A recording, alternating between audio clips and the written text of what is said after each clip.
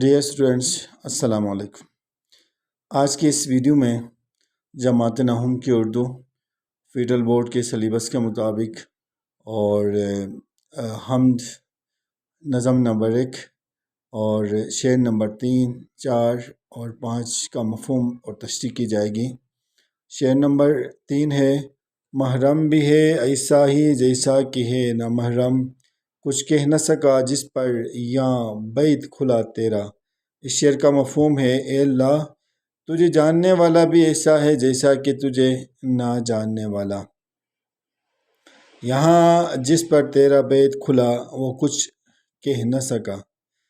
اب آئیں تشریح کرتے ہیں۔ تشریح طلب شعر میں شاعر کہتے ہیں کہ اے اللہ، یہاں یعنی محرم اور نامحرم، محرم یعنی آشنا اور نامحرم یعنی ناواقف میں کوئی فرق نہیں رہا، کیونکہ جس پر تیری حقیقت کا راز کھلا ہے، جنہوں نے تیری نشانیوں پر غور کیا کہ یہ بڑے بڑے دریا، سمندر، پہاڑوں اور سورج کے نکلنے اور غروب ہونے پر، جنہوں نے تیری جستجو میں اپنے آپ کو فنا کر دیا، وہ بھی تیرے حکمتوں سے ناآشنا ہے، اور جس پر تیری حکمتوں کا راز نہیں کھلا وہ بھی ناآشنا ہے۔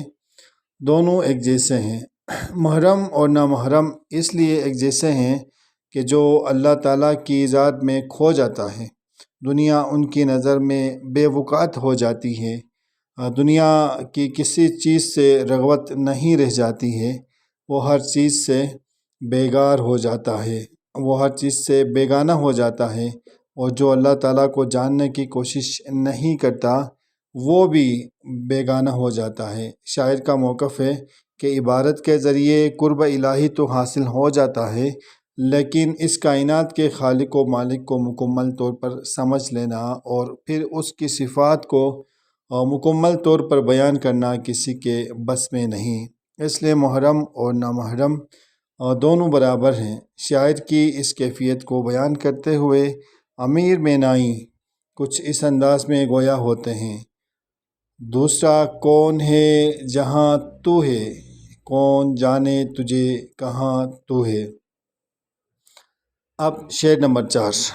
شعر نمبر 4 ہے: جچتا نہیں نظروں میں یا خلعت سلطانی، کملی میں مگن اپنی رہتا ہے گدا تیرا۔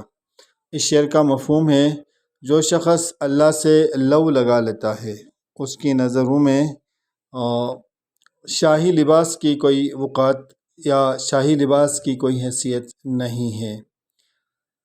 تشریح طلب شعر میں شاعر کہتے ہیں کہ اے اللہ، تیری خوشنودی کے طلبگار بندے کی نظر میں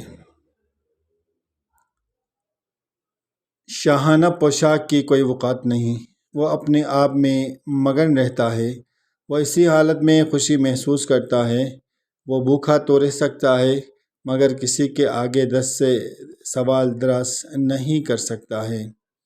دنیا کی دولت، حکمت اس کی نظروں میں ہیچ ہو جاتی ہے، اس کا پھٹا پرانا لباس بادشاہ کی طرف سے عطا کیے گئے لباس سے بہتر ہوتا ہے۔ اللہ کی محبت ہی ان کے نزدیک اصل سرمایہ ہوتی ہے، وہ اللہ تعالیٰ کے ہونے پر ہی فخر محسوس کرتا ہے، وہ اس حال میں رہنا چاہتا ہے جس حال میں اللہ تعالیٰ ان سے راضی ہو جائے۔ عزیز طلبہ، اب شعر نمبر 5: تو ہی نظر آتا ہے ہر شے پہ محیط ان کو، جو رنج مصیبت میں کرتے ہیں گلہ تیرا۔ اس شعر کا مفہوم ہے: تو ہی ان کو ہر شے پر محیط نظر آتا ہے جو دکھ اور مصیبت کے وقت تیرا گلہ کرتے ہیں۔ تشریح طلب شعر میں شاعر اللہ تعالیٰ کی حمد و ثنا بیان کرتے ہوئے کہتے ہیں کہ اے خالق اور مالک، تو ہر چیز پر قادر ہے۔ ارشاد باری تعالیٰ ہے: ان اللہ علی کل شیء قدیر۔ ترجمہ: یقیناً اللہ تعالیٰ ہر چیز پر قادر ہے۔ ہر طرف اللہ تعالیٰ کی قدرت کے آثار نظر آتے ہیں، شاید کہتے ہیں کہ انسانی زندگی میں خوشی کے مواقع بھی آتے ہیں اور دکھ اور غم بھی سہنے پڑتے ہیں۔ عمومی